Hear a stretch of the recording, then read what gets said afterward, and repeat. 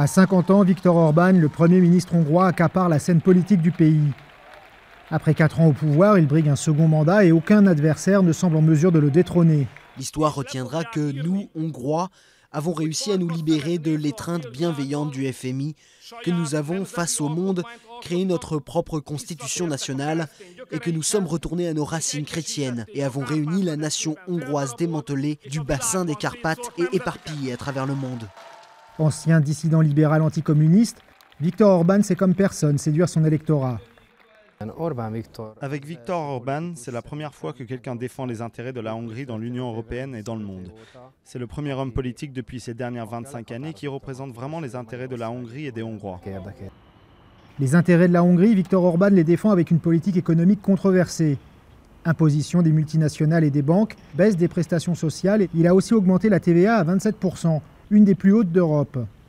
Ces mesures semblent porter leurs fruits, 1,2% de croissance en 2013 et une nette diminution de la dette. Ce gouvernement, en dépit de toutes les théories économiques en vigueur, s'est positionné dès le début contre les banques et contre les sociétés multinationales.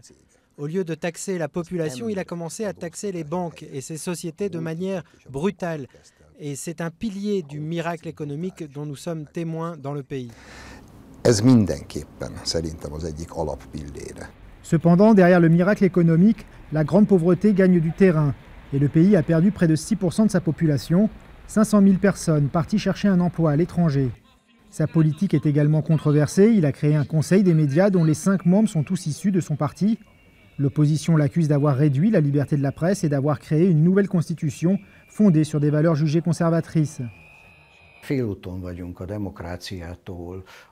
Hongrie est aujourd'hui à mi-chemin entre la démocratie et une sorte de dictature.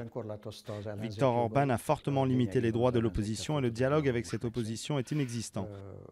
Il a également considérablement diminué les droits de la Cour constitutionnelle et a limité le rôle des tribunaux. Il a aussi mis fin à l'autonomie de la Banque centrale en y imposant ses propres hommes.